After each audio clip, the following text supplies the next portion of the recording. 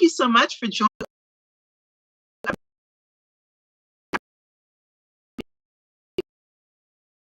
your cash flow. Again, Nicole, thank you so much for being with us today. We really appreciate your expertise and your guidance as we move through this webinar.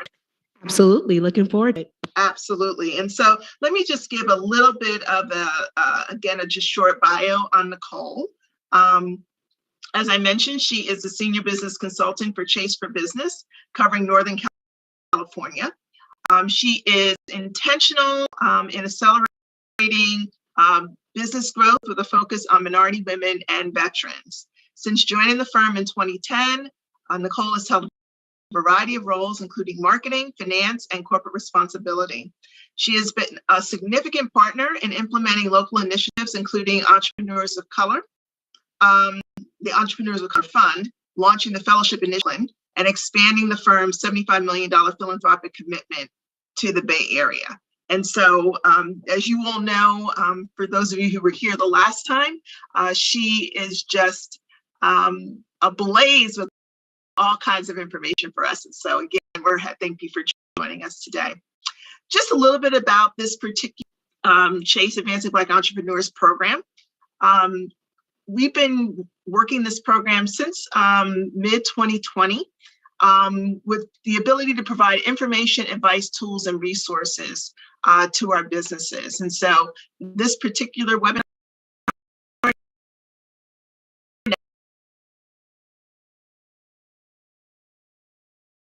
navigating your cash flow is between ourselves, U.S. Black Chambers, and 3 other organizations: the National Urban League, Black Enterprise, and the National Minority Supplier Development Corporation. And so we work together to ensure that Black business owners have access to advice and resources to help you succeed in the long term. What I'd like to do now is just ask if there are any questions. Last webinar that we had, feel free to put your questions in the chat or your hand for us to answer them before we move into the essence of this part of the program. We did parts 1 and 2 last month, and this time we're doing parts 3 and 4.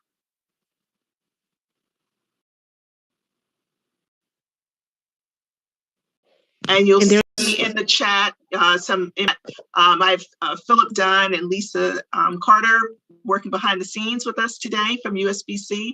So you'll see some stuff coming through to them as well. Nicole, I'm sorry.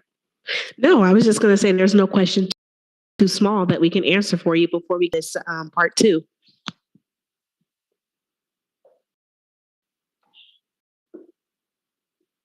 We'll wait a couple of minutes.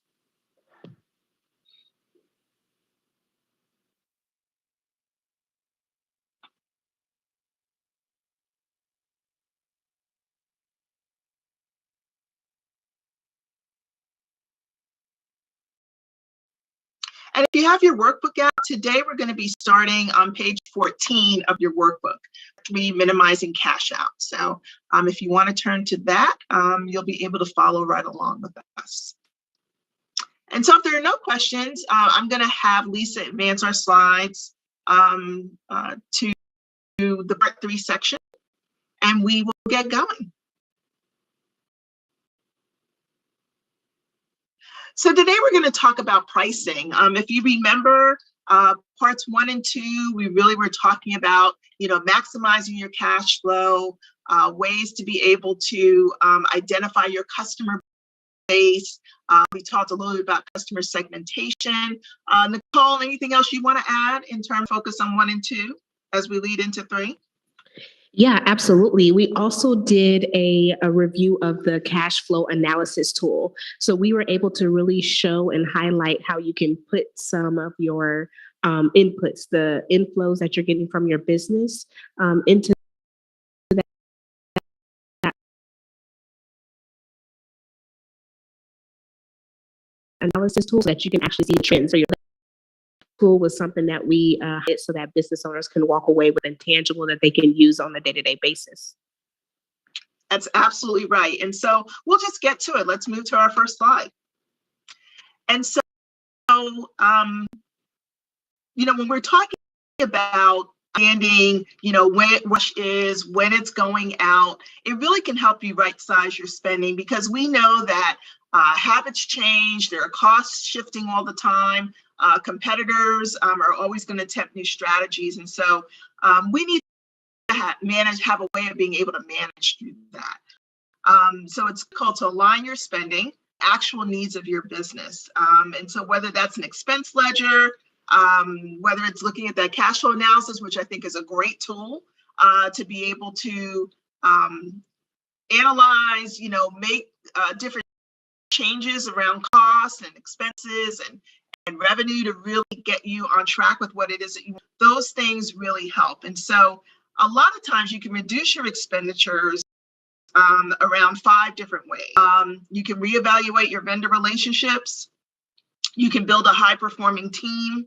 You can take a fresh look at real estate. If you own that, you can control your spending based on your inventory, and you can get real value from marketing. So a lot of times it's about your the expense categories in the right place, right alignment, and the right amount of funding to be able to make a difference in the growth of your business. Next slide. So what does that mean? Pricing is really critical as we look at this, right? So you want to have pricing that's going to benefit your bottom line. You want to have pricing that's going to be attractive to your customers. And so there are some ways of doing this. You can bundle services. A lot of us have seen that the BOGO kinds of offers. You can purchase large orders, or you can have favorable payment terms for longer commitments. Holly, you want to give some examples about how your business is in this space? Absolutely, absolutely. So the one thing I was actually going to say is during part 1, we talked about the customers. What are your ideal customers? Who are coming back to purchase your products or your service? And then who are you actually trying to reach when it comes to your business as well? So one thing I would love to just share more about is the favorable payment terms and longer commitments. So a lot of times business owners are getting paid, let's just say on a net 60 or a net 90, right? Which is a little far out when it comes to your cash flow. Always have really recommended customers are willing to pay now, or let's just say within that day time frame, depending on your business model. I would say think about what type of discount that you can provide. It could be 5% off, 10% off, or that I have seen with some of my other business owners that I work with. I have a beauty company that I work with. So she typically provides like a free item. Let's just say it's like a free chapstick when customers actually pay now and within that 10-day window, because then it gives them some incentive to say like, okay, I actually see the value now, I want to pay. So I would just say, what can you do for your particular business that would allow your customers to give you the funding right now for what you're providing? The longer you wait, they are to actually pay. We don't want that to be the case, but we also want to avoid a cash flow crisis. So think about your business and what can you do to incentivize those customers?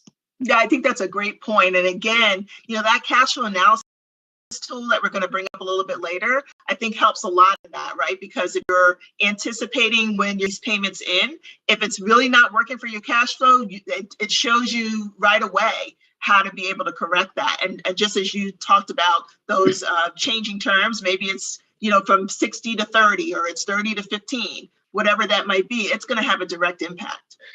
If I could also add one other thing. When we think about financial institutions, if you have, let's say, receivables that are past net 60, not see those receivables as something that you are going to collect on. So although the discussion isn't going to be around like capital today, but think about one of those components to securing capital that you may need for your business. So if you have something lower than net 60, that may not even be viewed as something that you are going to collect on as a business owner. So it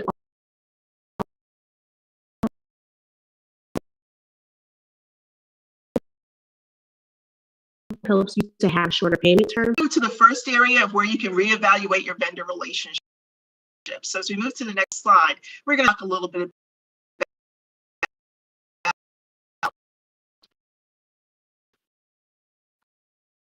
about ways of being able to, a lot of times we've been, this pandemic really has everybody thinking on their feet, much more consistently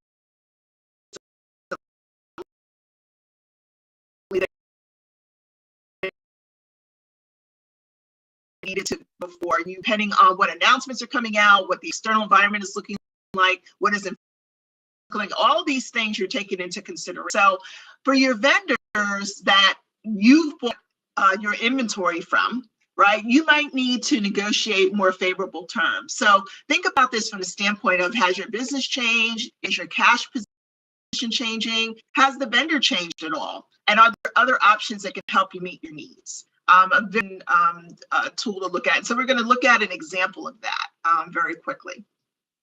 I'm going to come back to that sheet. Let's go to the next slide. I believe it's, let's go to Grandma's Place. So this was a small takeout restaurant that used a lot of containers, utensils, napkins, and get a better price on those products by placing monthly orders. So again, going back to Nicole's point about how do you keep a return customer or someone who's buying in bulk, what are they able to do that? And this customer was able to do it this way. So let me tell you about this story a little bit. So Mia Lupongo, she makes an incredible lamb stew in her shop, which was named Grandma's Place, after the woman who taught her to cook served of takeout orders a day. She always had cash flow troubles, though, even though the rent was relatively low and she didn't have many employees. And so she decided to dig into her expenses and found that her most frequent vendors and her biggest cash payments were for food ingredients and paper products. And so to focus on those first, on the paper products first. Before reaching out to her vendors, she researched paper product vendors in her area, ranked them based on the values and the features that they had, and also looked at her ordering process so that she could determine when the best time to order products. She was ordering irregularly. Was that going to be more of an expense for her? And she, noticed her, her patterns in how she was buying. And so once she looked at that, she contacted her vendors to ask about lower costs and proposed making a regular monthly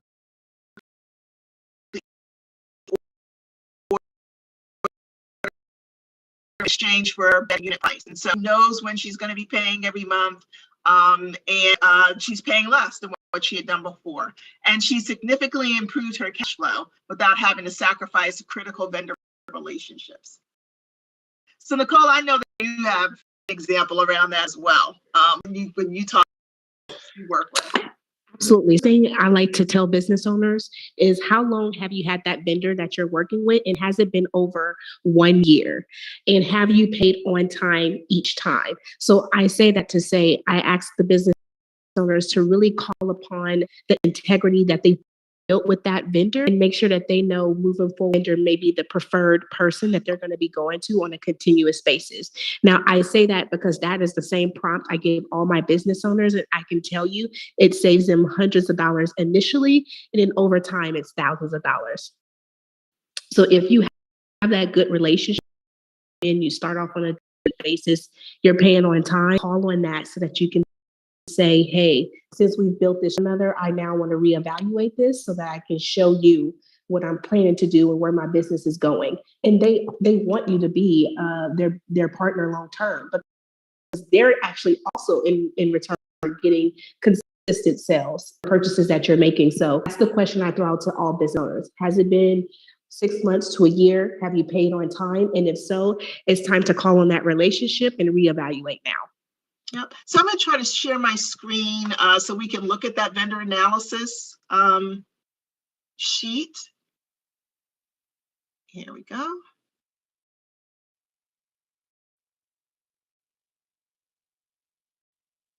So thumbs up if you're seeing that sheet.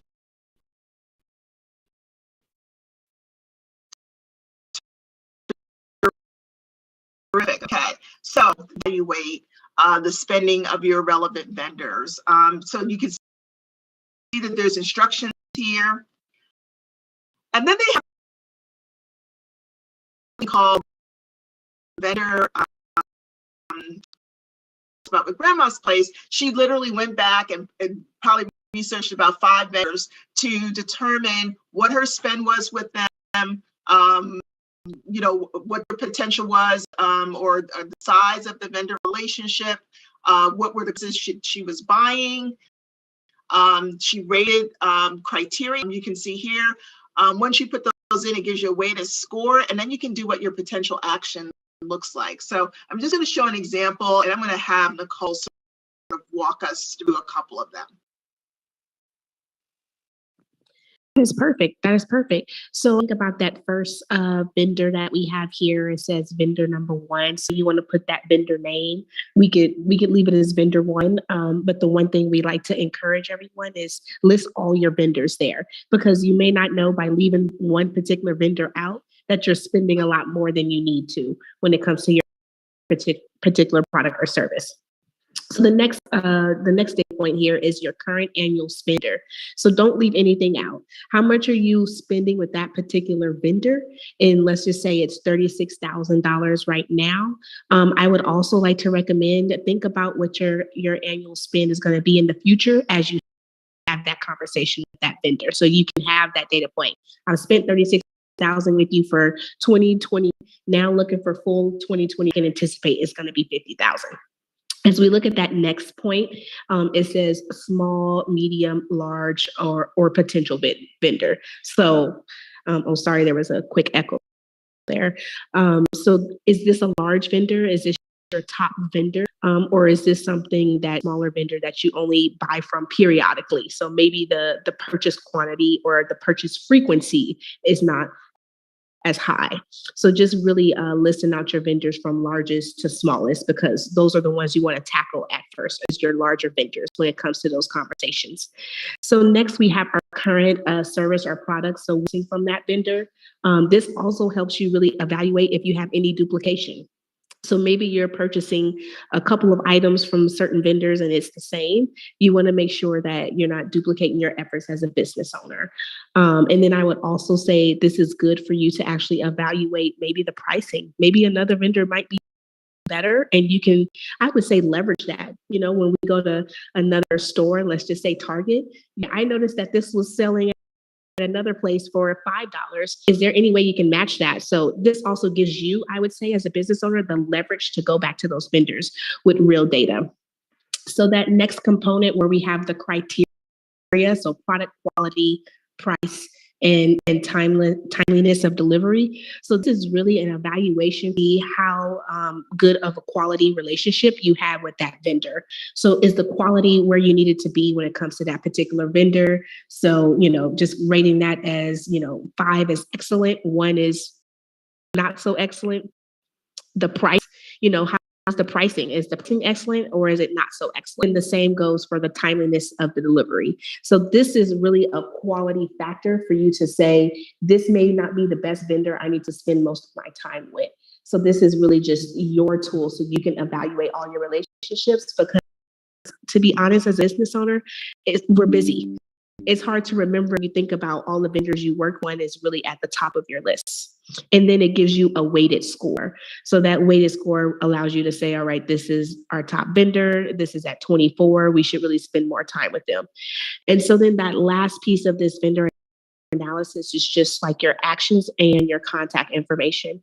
Now, I think this part is critical because you don't always want to be the person that is doing this all the time for your business. It's good for you to actually start it, but at some point your business is going to grow. You're going to have employees, you're going to have other partners. You want them to have the tool already in place. You can make those decisions as well as you move to higher elevations within the business. So we always recommend that you have so that you're sole owner of all that information. And if you're in any way, you're traveling, whatever the case may be, someone else can still pick up the ball for you and make sure that it still moves forward. So this is really our vendor analysis piece that gives you the tools, the information, and the forward-looking actions on how you can evaluate that relationship. And we're always happy to take questions. Yeah, I would agree with that. And as I'm looking at these top two, obviously there's opportunity to negotiate, right, between these two as well. Like which one of these might get more business because you're able to get some discounted amount. So another way of being able, they're kind of close in terms of their weight. And so how do you leverage to have it benefit your company? So any questions? And while we're waiting on questions, I mentioned this a little bit, but have you ever told vendor number one in this example here that, hey, I have another vendor that I'm working with, vendor number two, and this is the pricing that I'm currently getting. Are you able to match that? Because I anticipate an increase in volume, and I really like what you provide. I mean, to be honest, like we do it in other business. I mean, in our life, we should be doing this for our business as well. So any questions before we move on? And again, this is an Excel sheet. The formulas are already there, so you don't have to think about doing anything except plugging data and information. That's it. It's that simple.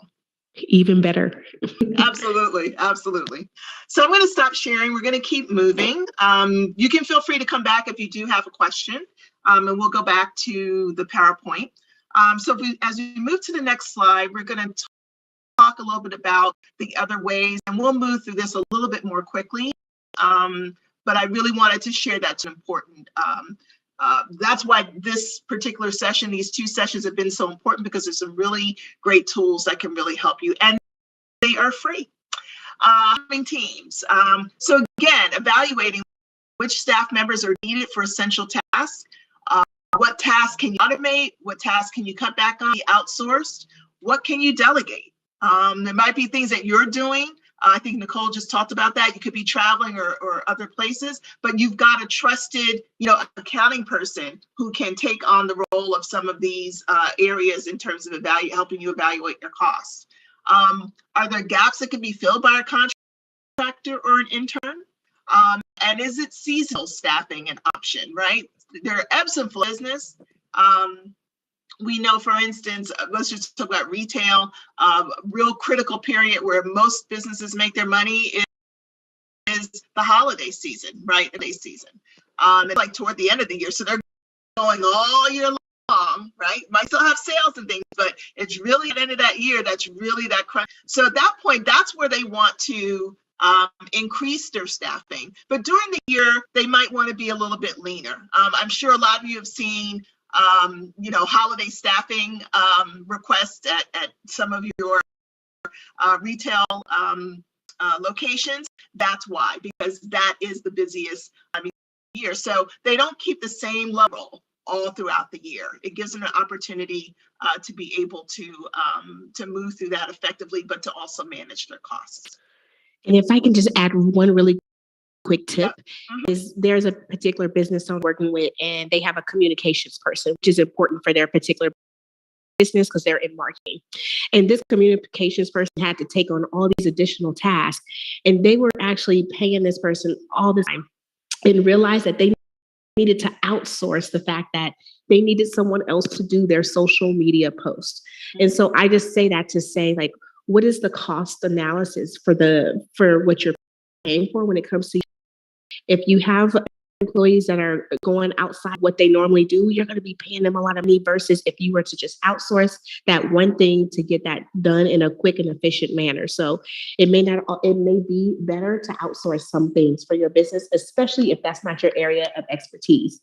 Don't try and go outside of what you're really good at, because that can detract from your actual core business. So I just had to share that because I've seen quite often. No, I think that's great. We've got two questions too before we move on to the next area. Where can you find the sheet for the vendor analysis? We're going to send that back out to you after this session. So you will get, we usually follow up our sessions with information. We will put that Excel spreadsheet in the email to you.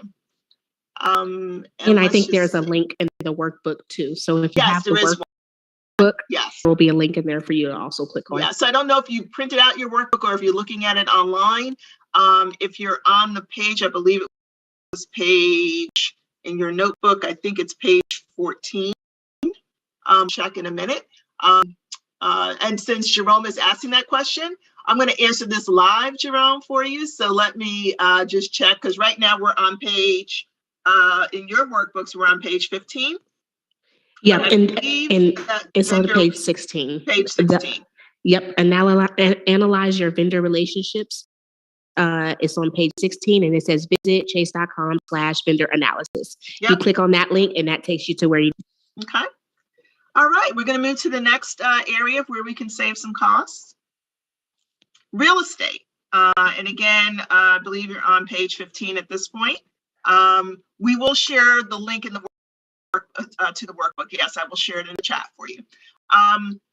So real estate, sometimes really examine if you're leasing or if you really need to own, because there are times where you might be paying more out in rental space than you would be paying out if you actually own the building and could be able to deduct, the depreciation expenses, really gain it for your business as being an owner. So those are the things that you do need to look at. There are times when you can renegotiate your lease, and there are times when you can't. So again, it's about, exploring those as cost-saving options. Next slide. Spending on inventory. So inventory ties up cash. If you bought inventory and it's not moving, then you're not realizing the cash that you have invested in that inventory, right? You want people to buy your product, right? So it's important to have the right amount. There aren't times when you necessarily want to have every single product you have on a wait list. But there might be, some high selling items where it might be okay. You can get that in quickly, but you want to make sure all the rest of the inventory is moving as well, right? And so that ability to sort of look at inventory management as a tool is important. And Nicole, I know you got something to share on this. I know. I was doing the finger, if y'all know what I mean, when you're in church and you hold your finger up. Really quickly, I wanted to say a couple things. First off, if you have a lot of inventory sitting on the shelf, that's just cash, and that is depreciating. You're less likely to actually sell that inventory the longer you actually hold on to it. So the one thing I want to share is business owners often get a little bit hesitant when it comes to discounting. I just have to tell you from experience, there's a business owner that I work with. She actually sells clothing items, jewelry, and so forth. She was like, I don't know if I want to discount. And guess what? It cost her, let's say, $5 to actually, purchase and make that item. She for $20. I told her, you have to discount it.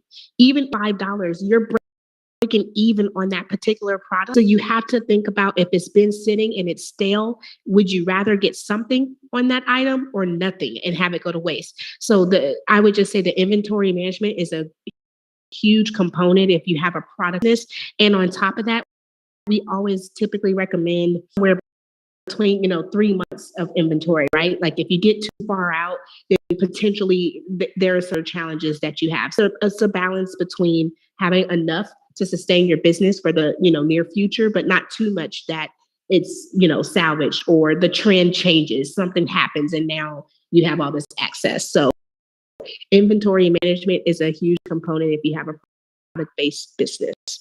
Okay. We're going to move to the next, wrap this part up.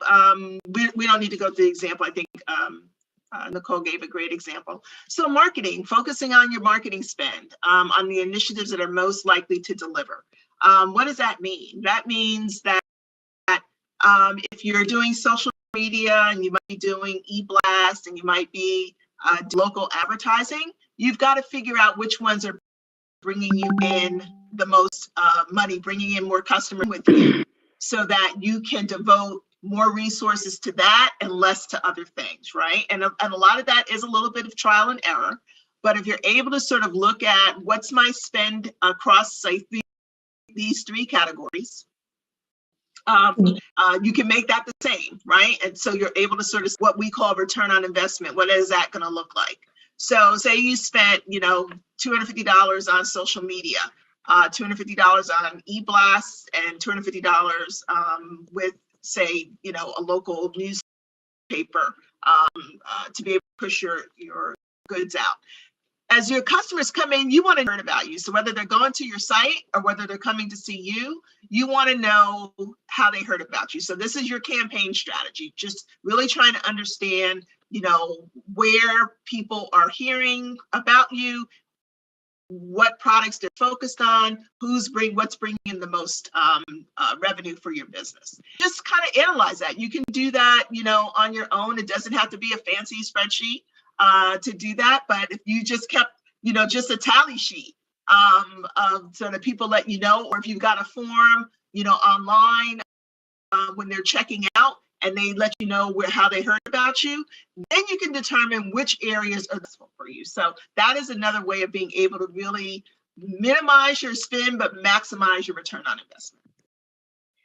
And the one thing I just want to add to the next slide is just making sure that any marketing that you ever do for your business ties back to a sale, to a purchase. So if you do marketing and it is on social media, making sure that your website or however it is that people can contact you to make a purchase, it is clear, it is concise, and it is, because ultimately I think the marketing piece is always good and it's necessary, but the goal is for them to make a purchase. And if not today, you want them to have that option in the future. So it's always going to be tied back to the actual purchase of your business. Okay. And so we've sent you the link to the workbook. So hold that. We're going to keep moving past this example into part 4, where we're talking about how do we make cash work? How do you make cash work for you? And so as we start to begin talking about this area, we can go to the next slide. There are key areas of you recognizing moving through your business, right? The next slide really begins to outline the importance of where things are happening. So we talked about that cash flow analysis tool. We're going to share that in a minute again, so that you see it. But as we talk about what's happening in the next piece, one of the things that we want to do, and we'll give you a couple of examples around this idea of leveraging and understanding how cash is working for you. The idea here is for you to really get a good sense of where you're spending your money. That's the most important, I think, lesson that we take away, because the less that you're able to spend, the more money you're going to make. And that's really the bottom line. At the end of the day, when if you're going for a loan, if you're looking for additional support, a bank wants to know that you got your cash flow moving and you're able to pay your bills, right? They also want to know that you're going to have some money in the bank after. So you want to make sure that you've got all these things in alignment in a way that works well for you. And as Nicole's talking, I'm going to share my screen with that tool so we can talk a little bit about that as well. Perfect. I feel like we love tools here. I think tools is really that missing link to get actually in that shit of progress. So that's what I like to think of it as, is that's the missing link.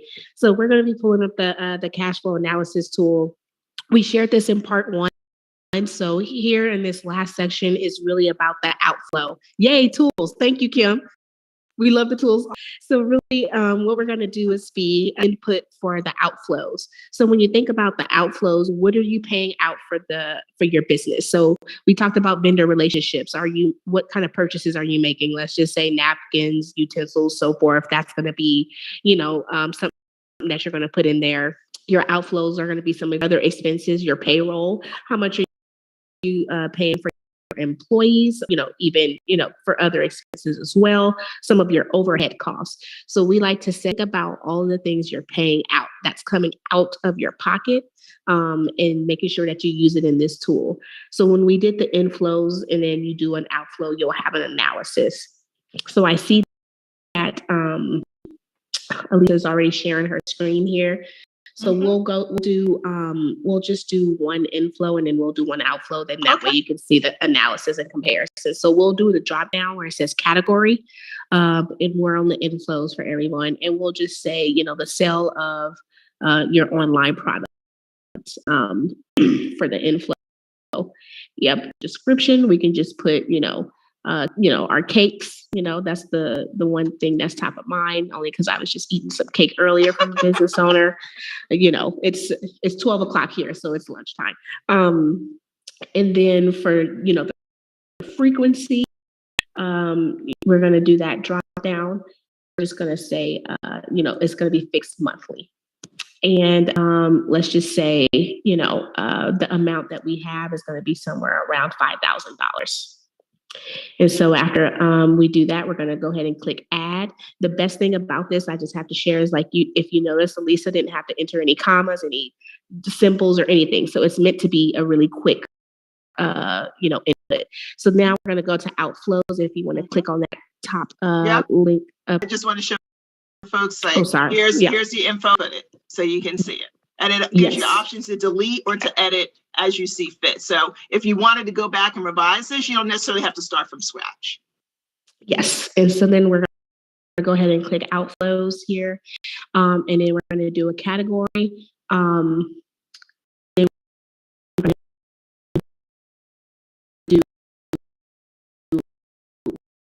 We're going to do the actual, and we could just put overhead. Utilities could be, your water, your garbage, so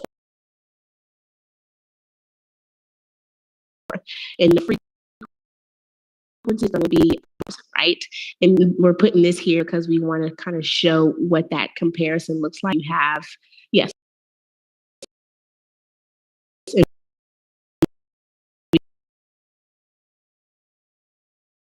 Continue the comparison to what we had for a business owner. So, they may have been making really good on sales, but after they start to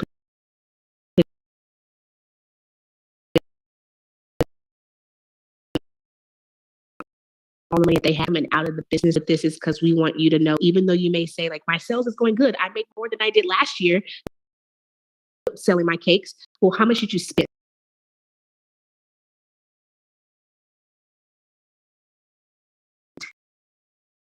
Right? So it's not just the inflow thing that says cash on hand. Oh, Elisa already went to it. Yes. It's that. So where did you start off for the beginning of the year? Did you have $10,000 in your bank account? So you can also put the starting place for your cash on hand. And then you see that number kind of go down a little bit, right? Cash buffer is also an important piece, but just wanted to share this tool with you so that you actually go in and put all that information. It's add in those inflow, outflow, and we also recommend you do this on a monthly basis. You may drastic if it's weekly or bi-weekly, and that may be too frequent.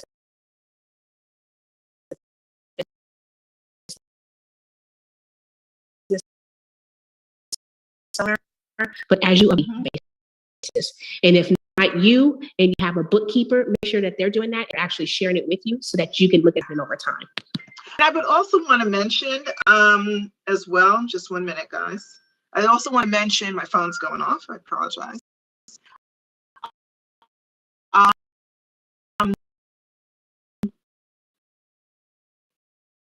That, again, demo. So there's a way for you to also sort of see what's happening, clicking here and running through it. So again,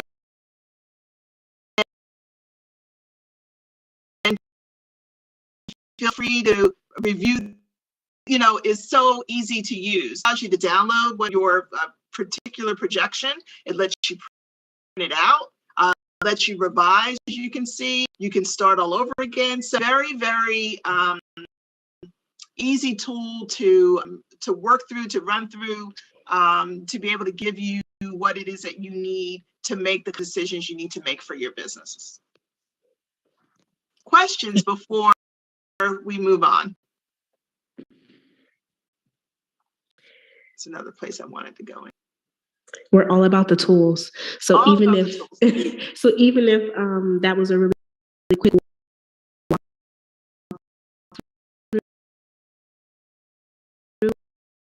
if you could just go in and just comes out with a pie chart and everything. And we always, I say I've seen business owners save that month over month, and they're able to see the trends without having someone trying to build up system for you to do it, you already have one for free right here. Mm-hmm. The link to this is chase.com/cash flow analysis. I don't know if you can still see my screen where it says Knowledge Center. Can we see that? Okay. Yes. So I wanted to, you notice there was a back button that takes you into Chase, and I wanted to at least share this resource center because there's lots of information here that's also helpful to you. Besides what we're doing is we're doing our Chase Advancing Black Entrepreneurs piece. So again, being able to have that tool backing in and then looking through the Knowledge Center for other topics like how to calculate your working capital. It'll bring you right to that. And then I wanted to add one quick thing that I saw a question for in the chat. Someone asked, have you seen people from QuickBooks extract from QuickBooks into the analysis tool? The tool, yes. Yes, so I have not seen business owners utilize it in that way.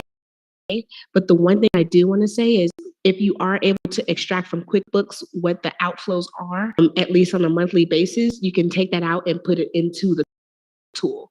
And even if you wanted to put it because QuickBooks has all the breakdowns for you, I think that would still be good because QuickBooks currently doesn't give that analysis that this tool gives you.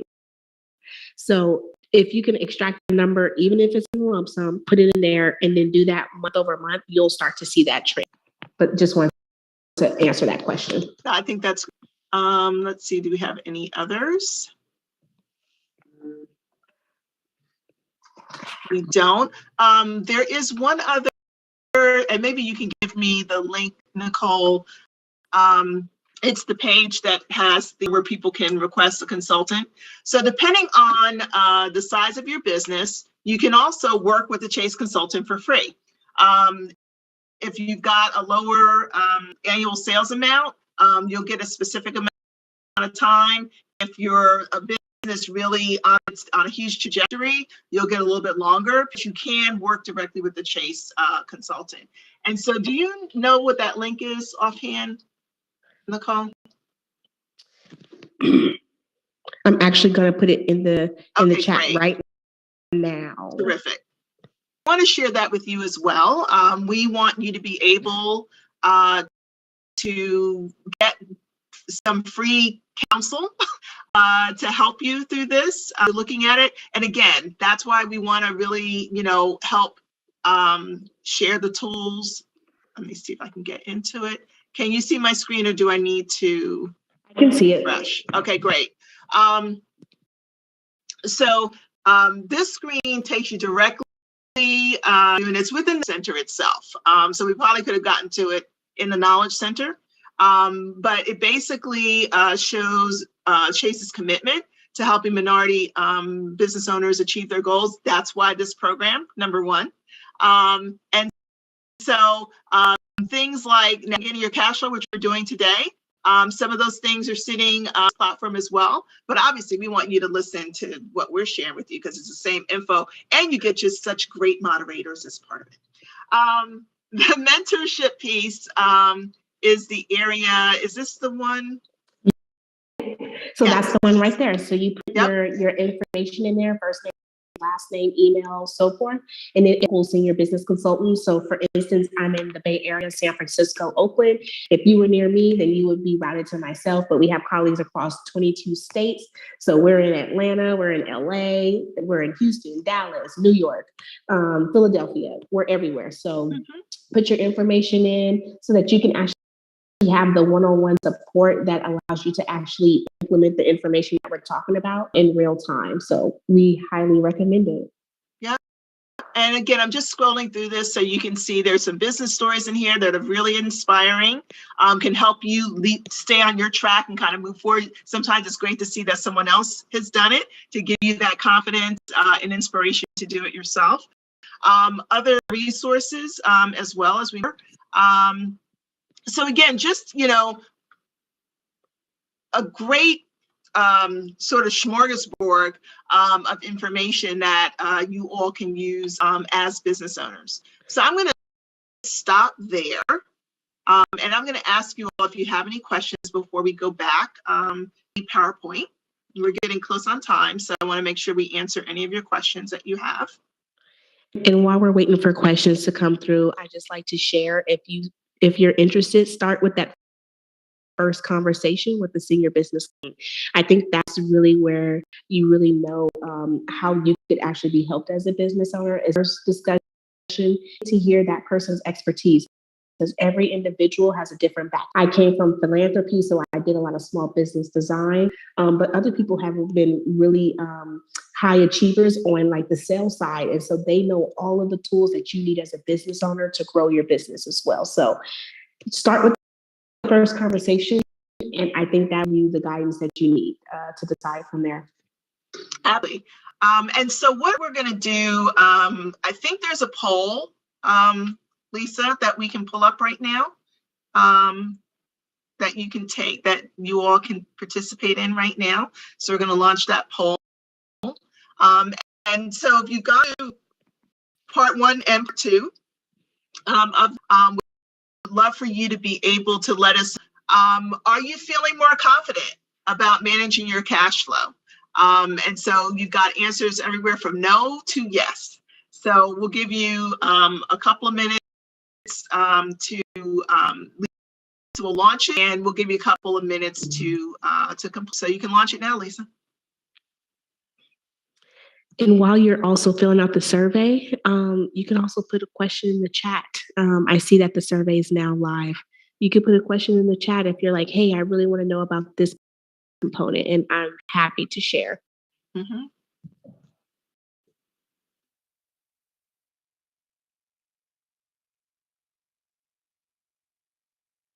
You're welcome, Rachel. Raquel, you're welcome.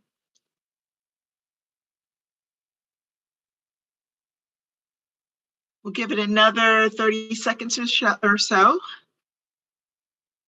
You're going to let us know if we did our job well, right, Nicole? Exactly. We want to, and there's no feedback, like feedback in the moment. That's right. Absolutely. Can we talk about managing rising inflation? I'm going to give that to our expert here. Nicole, do you want to talk about that? Yeah, absolutely. So as we think about rising inflation, so the cost of doing business when it comes to the input of goods or of labor is already increasing and rising.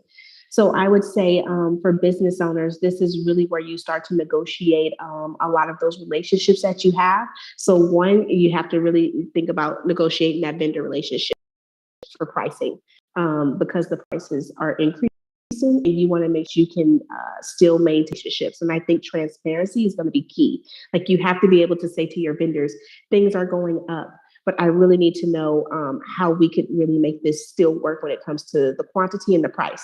2, you also have to evaluate your banking relationships. So not just with Chase, but any banking partner that you do have. How much are you paying? Are there any ways that you can actually have those things reduced or removed just for the time being? You can always go to your banker, which is why we always recommend you have a relationship with your financial institution and say, hey, I'm experiencing some challenges because of the rising cost of doing business. Can we waive the fee for the next 3 months? Some of the other things you have to do is really evaluate the work of your employees so that you're not paying out extra. What is the extra kind of meat, the fat that is not needed at this moment for the business to still function in the way that you provide quality service for your product or service? So I would say this is the time that we're starting to see business owners not necessarily cut back, but be a little bit more conscious about what they're spending on. And if you have a good customer base, the one thing we like to incentivize those customers to come back to you so that you keep at least your main core revenue at the same amount. Obviously, we want it to go higher, but you want to make sure that you're not losing customers during this time where things are going to be challenging. So keep your customers close and start to evaluate all those partnerships where you feel like you're paying out. Mm-hmm. The other thing I do want to mention is that recently the Inflation Reduction Act was passed in Congress, and so it'll have some impact on small businesses. Just need you to mute your line. It'll have some impact as it relates to small businesses. And some of that goes to, negotiating healthcare costs through Medicare, really ensuring that Affordable Care Act premiums are affordable. I understand that very, very well. It's you want to be able to have affordability and also be able to get the amount of care that you need, particularly if you've got prescriptions or you've got, some smaller procedures and things that needs to be cost effective for a business owner. And so just we'll share that link as well. And the information that we send out, just so you know more about it. Lisa, if you want to give us the results of the poll, that would be great. Okay, so I'm liking what I'm seeing.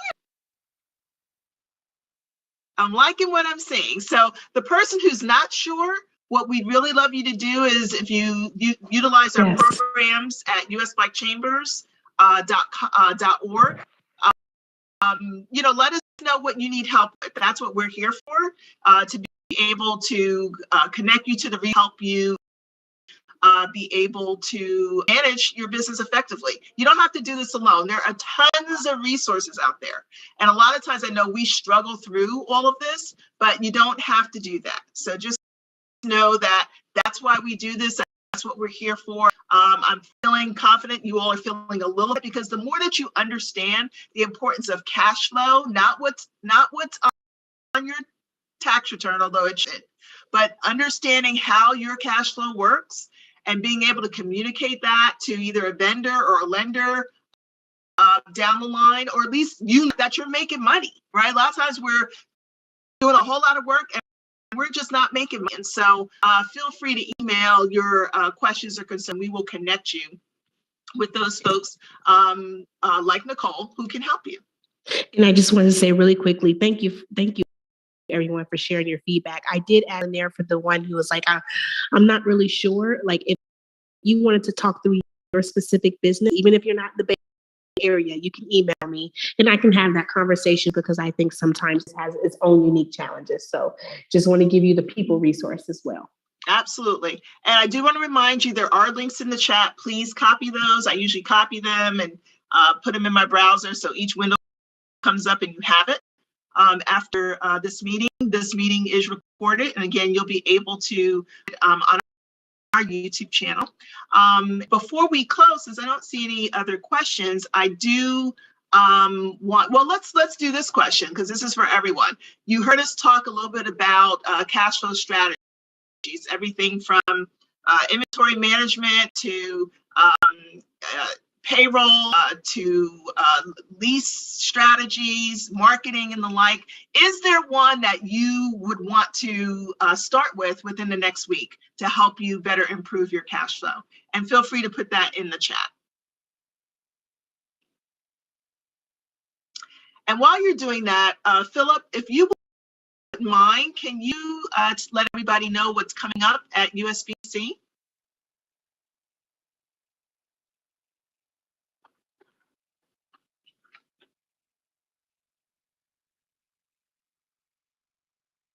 I think you're on mute.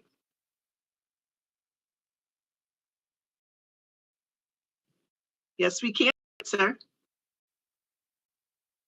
And we can see.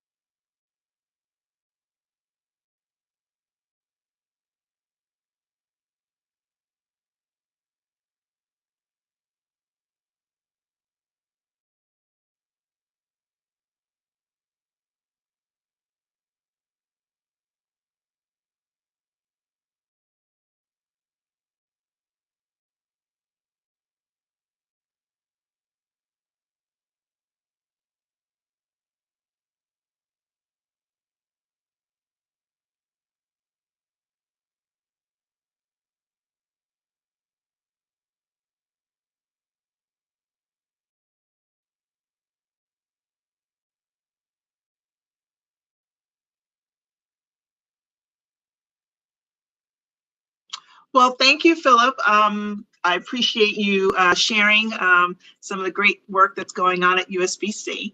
Jerome, I think that's great that you're going to be starting at marketing where you need to focus. So again, if you can, determine the channels that you're using from your marketing strategy, figure out cost, and then figure out how people are hearing about you, I think it's going to really help you allocate your resources in the right way so that you will definitely see some revenue growth. And then Maggie, I think I believe Nicole answered this, but we'll answer the question again. Is a Chase software program link to QuickBooks? So Nicole, I'll let you answer that again. Yes. So the software for QuickBooks does not link directly into the cash flow analysis tool. I was recommending that you extract the numbers from QuickBooks. You can do it in a bulk way, like the outflow and the inflow, and put it into the tool, and at least do that once on a monthly basis. If you use the tool just once, you'll realize it takes you literally 30 seconds to input that, see the trends, since QuickBooks currently does not provide that service. Yeah. And so with that, we're going to thank you. I think that's our next slide coming up. But we thank you all for coming today, gone through our questions. Be sure to register for the Buy Black conference. Really, it's a group. It's 10, particularly if you're in the DMV area or DC, Maryland, Virginia area. It's besides, all the people that you kind of get to meet there, it's just a great experience overall for your business. And there's lots to learn. There's lots of contacts to make. So we're hoping that you can join us. But if you can't, you can still follow us on social at US Black Chambers or USBC CEDC.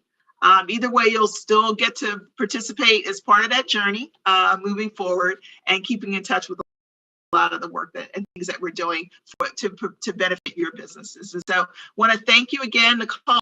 It's a pleasure, girl. Thank you so much. Thank you for having me. Thank y'all for Absolutely. indulging in my stories here with my business owners. We appreciate that. Thank you again for tuning into part 2.